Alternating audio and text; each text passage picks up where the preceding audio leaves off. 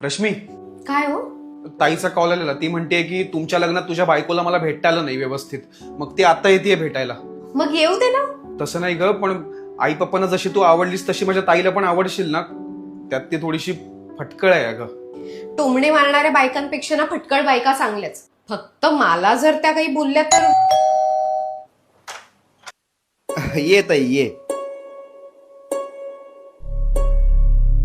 अरे भाड्यानेच राहायचं होतं तुला तर स्टेशनच्या जवळ बघायचंस ना घर. इथे कशाला बघितलंस एवढ्या लांब? ते ताई अगं, रश्मीचं ऑफिस इथून जवळ आहे ना, त्यामुळे वाटलंच.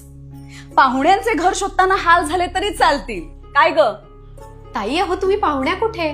राहू का मग महिनाभर इथे? ताई आपण चहा पिऊया. आणि ना, मी तुझ्या आवडीचा दुधी हलवा पण आणलाय. आणलाय का? बायकोला बनवता येत नाही? तुम्ही रात्री थांबणार असाल तर मी बनवते तुमच्या आवडीची स्वीट डिश. रात्री थांबू? मी पण जाते ऑफिसला. एका स्वीट डिश साठी ऑफिसला दांडी मारू? ताई अगं, ती किती प्रेमाने बोलतीये तुझ्यासोबत. तू का तिला अशी उलट उत्तर देतेयस? जरा नीट बोल तिच्याशी. अहो वा, बायकोचं एवढं कौतुक. लग्नानंतर भाऊ बदलतो ऐकलं होतं. अगदी खरंय.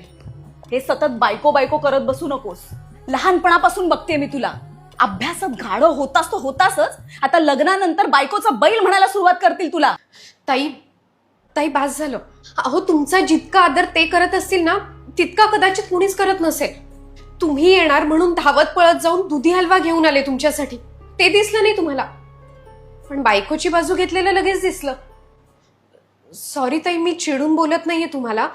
त्यांच्यावर तुमचा माझ्यापेक्षा जास्तच अधिकार आहे, पण प्लीज असं बोलू नका ना.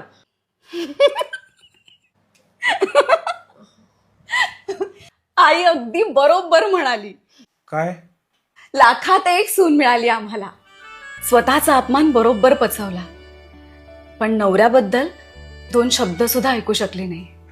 ताई तू. रश्मी, अगं ए वेडाबाई, मस्करी करत होते मी. संकेत, ह्या अशा जमान्यात सोनं मिळालंय तुला. जितकं जपता येईल तितकं जप. हो हो काय हो?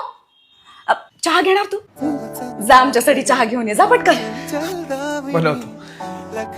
आमच्या संकेतला सांभाळा. खूप सुंदर आहे तुमचा जोडा.